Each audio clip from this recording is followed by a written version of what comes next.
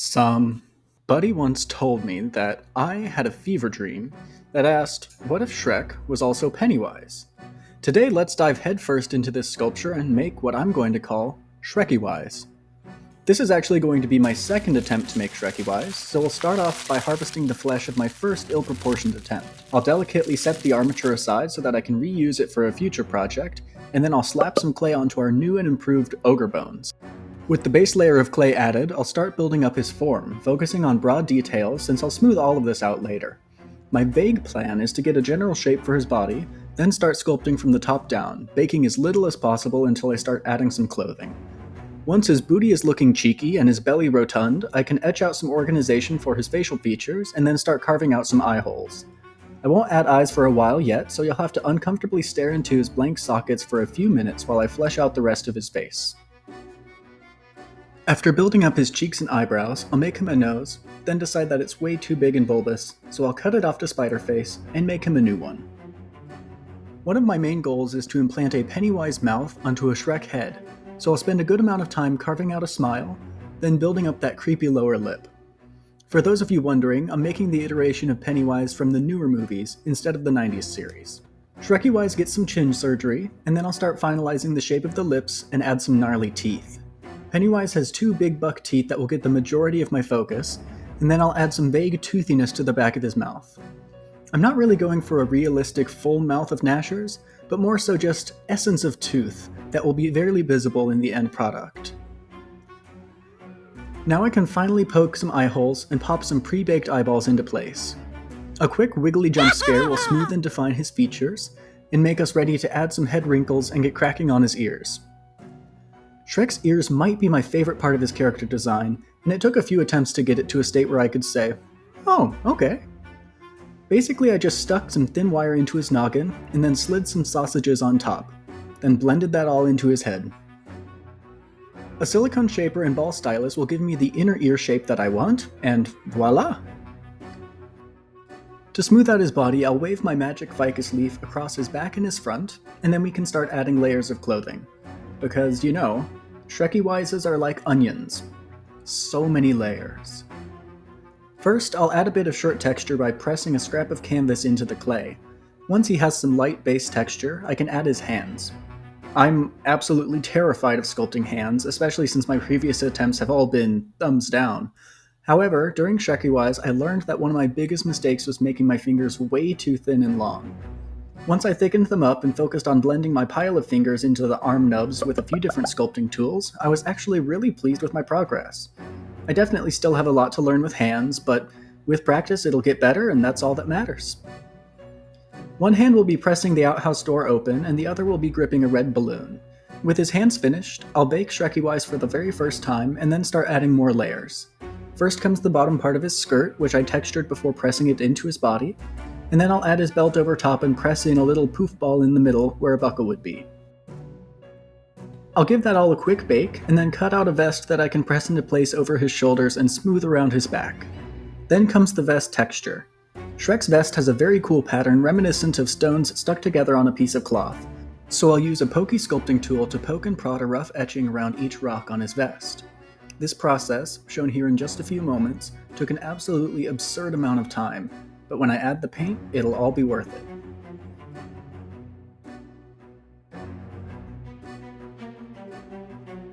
Unfortunately, I was so focused on his vest that I didn't realize my hand was breaking the bottom part of his shirt. I'll paste the broken parts together, but the final product will have a few crunchy lumpy bits.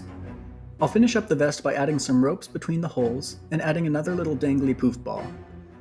After being painted, I hope this will add a nice pop of color into his midsection. To put some more Pennywise into his clothing, I'll start adding layers of neck ruffles. Each ruffle will get meticulously textured and shaped to look like folds of fabric. And yes, these will be a pain to paint, and no, I do not yet have a plan on how I'm going to get into every nook and cranny. I'm hoping I either find a painting solution along the way, or just accept that the ruffles won't get a perfectly pristine painting. I textured the first ruffle on Shrekkywise, but I pre-textured the next two, and boy oh boy is pre-texturing the way to go. That made everything so much faster and easier. After his ruffles have their final shape, I can add his sleeves. I'll make these a combination between normal Shrek sleeves and poofy Pennywise sleeves. I made a few ruffles spilling out of each, but after baking I decided that the look didn't fit and I removed them. I didn't really know what to do for his shoes, so I'll just make some basic boots and then add some puffballs on top of each toe. That's it for the sculpting. We'll bonk on some primer and then break out the paints. The Shrek skin bits will get a lovely shade of Shreky green. Keeping with the onion ogre theme, painting each part of Shrekkywise took quite a few layers. While one layer dried, I usually moved on to the next section, so if some of these clips bounce back and forth, don't blame me, blame onions.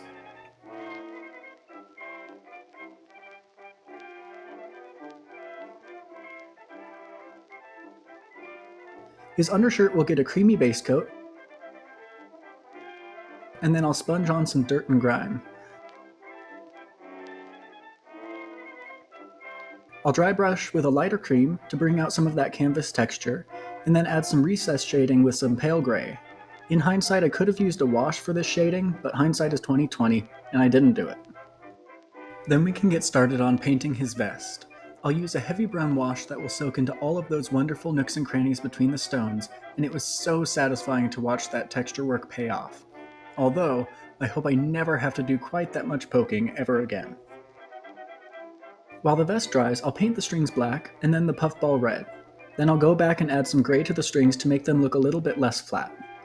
The puffball will get a red wash to shade the tryptophobia holes, and then I can dry brush the vest with a few different shades of progressively lighter brown. I'll add some lighter green highlights to his hands and head, and then I'll cover up all of my hard work with white paint. I wanted to give the impression of sponged on makeup and let a little bit of green show through here and there, so I cut off a little piece of my kitchen sponge and then went to town.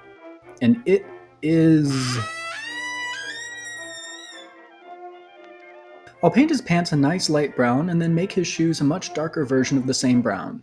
His toe balls will get painted a bright red, and then his belt will get the same treatment as his shoes. While his face is still drying, I'll paint his fingernails with a nice bone white, then touch up his white neck frills with some gray. My solution to not being able to paint all the nooks and crannies in his ruffles was to lean into my own mistake and make it the solution. The primer couldn't get to all of the gray clay base, so I think adding some gray paint makes it look a little bit like it was a choice. And just as long as I don't tell anyone, they'll all think it was on purpose. To grunge up his ruffles and make it more interesting, I'll add a pale yellow dry brushing along the edges, and now we can get to the fun part. I'll start with his mouth, painting the inside recesses with a fleshy pink, then adding a bone white over his teeth. While his mouth dries, I'll paint his nose with a few different layers of bright red, and then I'll do the same to the lips.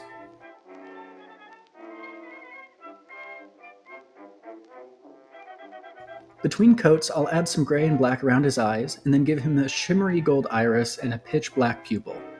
One of his eyes is pointing off in a different direction, giving Shrekkywise the same lazy eye effect as Pennywise. I'll gross up his fingernails with a sepia wash, and then I'll add the same to his teeth.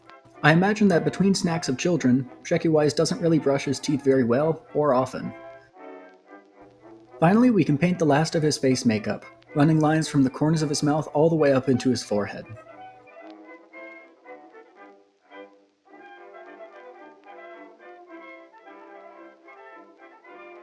I'll use some Fabri-Tac glue and a toothpick to add some slobbery, nasty drool over his lower lip, and then we can get cracking on some hair. I debated on leaving him bald, but in the end, Pennywise hair was way too iconic to leave out. I grabbed a few colors of felt and then stole a brush from my cat. Then I used some tweezers to blend the three colors together into a shade that I was satisfied with, so that I could then shape it on the cat brush into the shape that I sort of wanted, and then use some watered-down tacky glue to mold and attach the hair onto Shrekkywise's head. Now we can get started on making him a swamp to stand in and an outhouse to come out of. To make his outhouse, I'll take some popsicle sticks, bamboo poles, and driftwood and snap it into a frame. I'll texture each popsicle stick by scraping it with some scissors. This will add some wooden plankish texture so that when I paint the outhouse, all of the washes run into these cuts and make them look more like real wood. I'll start affixing each piece to the outhouse frame, not really having much of a plan, but just going for a vague shape. It's okay for this to look a little bit decrepit and run down and abandoned. That's the vibe I'm going for, and it's a great excuse just to slap some wood together and be happy. I'll add some rope to the two main front posts, and then I'll keep haphazardly attaching wood here and there. I wasn't too worried about any cracks in the walls or any holes, since it doesn't really seem that Shrekkywise would be a shy pooper.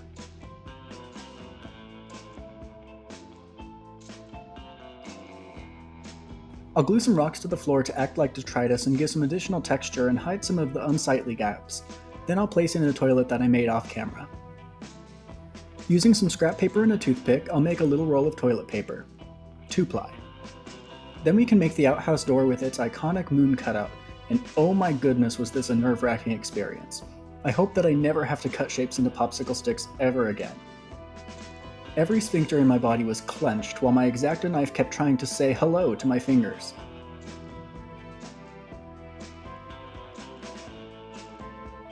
Eventually I found that the poke and hope method worked a lot better than the slice and dodge strategy, and I was able to get a pretty decent cutout of the moon. Could it have been better? Of course. Will I do anything to fix it?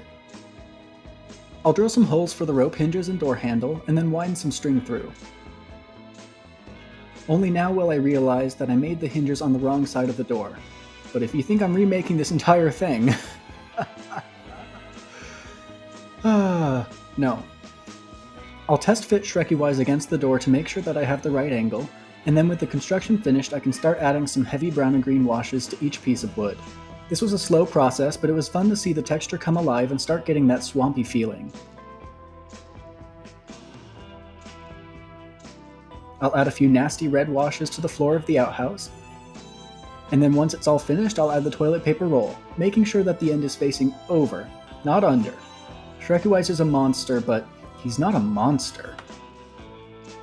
By rapidly shaking my empty fists, I'll conjure up some random foliage, and then I'll make some cattails off camera and whip up some quick mud. The mud is Mod Podge, sand, and brown paint, and it looks about how it's supposed to. I'll spread that around and then I can press the outhouse into the mud, making sure to use the excess to fill up the toilet.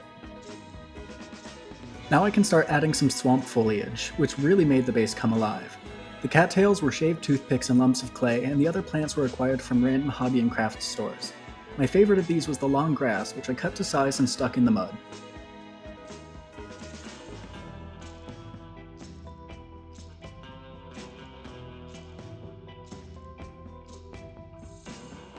I used some fine stones to make a vague path out of the outhouse, and then kept adding plants until I felt satisfied.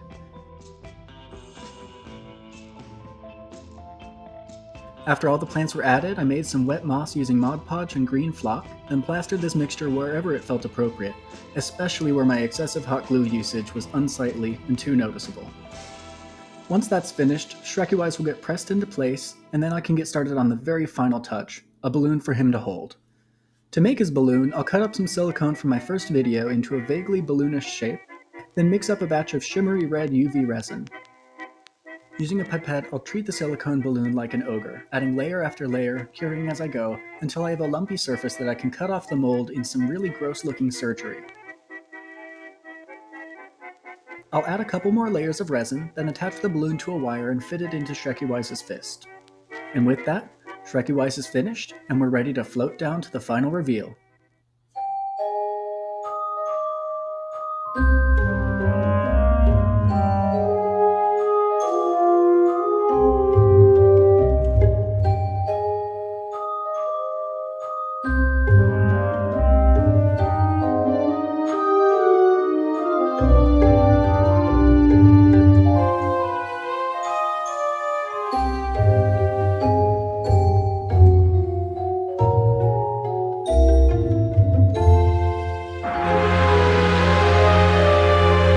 I hope you enjoyed seeing me ruin 2 characters for the price of 1. Thank you for checking out this video. More weird things are on their way. Until then.